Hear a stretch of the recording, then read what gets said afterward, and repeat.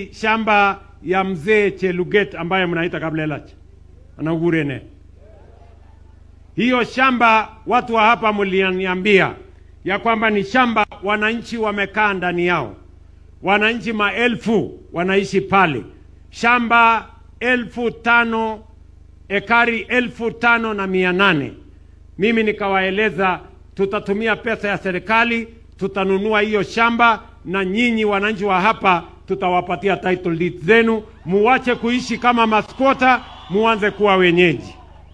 Mimi nawatangazia sasa tumenunua hiyo shamba.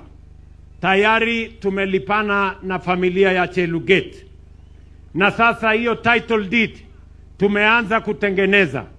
Nyinyi wazee wa hapa, viongozi wa hapa, wazee wa mitaa, wale wengine machief, assistant chief, ACC, DCC na county commissioner wetu, mupangane kwa sababu tunataka orodha kamili ya wananchi wale wanaishi hapo, na hakuna boundary itasongeshwa ya mwananchi. Kila mtu atapimiwa mahali alipo.